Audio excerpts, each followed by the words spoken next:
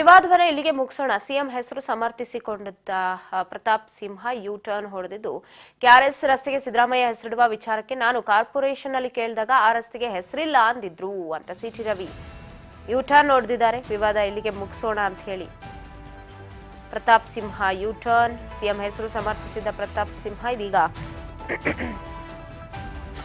You turn ಹೊಡೆದಿದ್ದಾರೆ. KRS ರಸ್ತೆಗೆ ಸಿದ್ದರಾಮಯ್ಯ ಅವರ ಹೆಸರಿಡುವ ವಿಚಾರ, ಕೆಆರ್ಎಸ್ ರಸ್ತೆ ಈ ವಿವಾದ ಇಲ್ಲಿಗೆ ಮುಗಿಸೋಣ ಅಂತ ಹೇಳಿ ಪ್ರತಾಪ್ ಸಿಂಹ ಯು ಟರ್ನ್ ಹೊಡೆದಿದ್ದಾರೆ.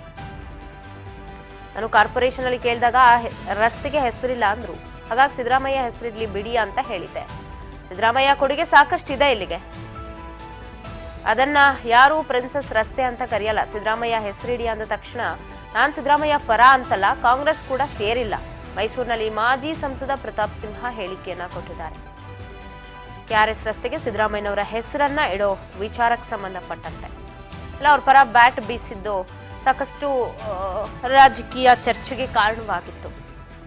ಸೊ ನಾನು ಸಿದ್ದರಾಮಯ್ಯನವರ ಕೊಡುಗೆ ಬಗ್ಗೆ ನಾನು ಮಾತನಾಡಿದೆ, ಹಾಗಾಗಿ ಪ್ರಿನ್ಸೆಸ್ ರಸ್ತೆ ಅಂತ ಯಾರು ಕರೀತಾ ಇಲ್ಲ, ಹಾಗಾಗಿ ಸಿದ್ದರಾಮಯ್ಯನವ್ರ ಹೆಸರಿಡ್ಲಿ ಬಿಡಿ ಅಂತ ಹೇಳ್ದೆ ಹೊರತು ನಾನು ಕಾಂಗ್ರೆಸ್ಗೆ ಹೋಗೋದಾಗಿರ್ಲಿ ಅವ್ರ ಪರ ಇರೋದಾಗಿರ್ಲಿ ಯಾವುದು ಮಾಡ್ತಾ ಇಲ್ಲ ಅಂತ ಹೇಳಿ ಸ್ವತಃ ಪ್ರತಾಪ್ ಸಿಂಹ ಸಮರ್ಥನೆ ಕೊಟ್ಟಿದ್ದಾರೆ. ಪ್ರತಾಪ್ ಸಿಂಹಗೆ ಕಾಂಗ್ರೆಸ್ಸಿಗೆ ಹೋಗಬೇಕಾದ ಅನಿವಾರ್ಯತೆ, ಕಾಂಗ್ರೆಸ್ಸಿಂದ ಬಿಜೆಪಿಗೆ ಬರಬೇಕಾದ ಅನಿವಾರ್ಯತೆ ಬೇರೆಯವ್ರಿಗೆ ಇರ್ಬೋದು. ನಮ್ಮಪ್ಪನೂ ಜನಸಂಘ, ಪ್ರತಾಪ್ ಸಿಂಹನೂ ಕೂಡ ಬಿಜೆಪಿನೇ, ಜನಸಂಘದ ಹೊಸ ಅವತಾರ ಬಿಜೆಪಿ ಆಗಿದ್ದೀನಿ. ನಮ್ಮದು ಸೈದ್ಧಾಂತಿಕ ಬದ್ಧತೆಯಿಂದ ಬಂದಿರೋನು. ಹೋಗಬೇಕು ಅಂತಂದರೆ ಕಾಂಗ್ರೆಸ್ನಲ್ಲಿ ಯಾರ್ಯಾರು ನನಗೆ ಫೋನ್ ಮಾಡಿ ನನ್ನ ಟಿಕೆಟ್ ಆಫರ್ ಮಾಡಿದ್ರು ಕೇಳಿ, ಹೋಗೋದಾಗಿದ್ದರೆ ಚುನಾವಣೆ ಟೈಮಲ್ಲೇ ಹೋಗ್ತಾ ಇದ್ದೆ. ಇವಾಗ ಹೋಗೋ ಅಂಥ ದರ್ದ್ ನನಗೇನಿಲ್ಲ. ನಂದು ಸೈದ್ಧಾಂತಿಕ ಬದ್ಧತೆ ಇರೋದು. ಇವತ್ತು ಕೂಡ ಟಿಕೆಟ್ ಕಳ್ಕೊಂಡಿರೋರು ಯಾರ್ಯಾರು ಎಲ್ಲೆಲ್ಲಿದ್ದಾರೆ ನೋಡಿ. ಆದರೆ ಪ್ರತಾಪ್ ಸಿಂಹ ಒಬ್ಬನೇ ಹಿಂದುತ್ವಗೋಸ್ಕರ ಹೋರಾಟ ಮಾಡ್ತಿರೋನು.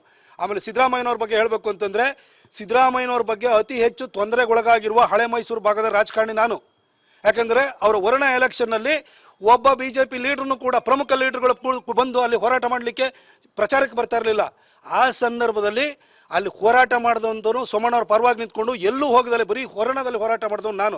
ಅದಕ್ಕೋಸ್ಕರ ನನ್ನ ಮೇಲೆ 2 ಕೇಸ್ ಹಾಕಿದ್ರು. ಪ್ರತಿ ತಿಂಗಳು 2 ದಿನ ಹೋಗಿ ಕೋರ್ಟಿಗೆ ನಿಂತ್ಕೋತಾ ಇದ್ದೀನಿ ಸಿದ್ದರಾಮಯ್ಯನವರ ಕೇಸ್ಗಳಿಂದಾಗಿ.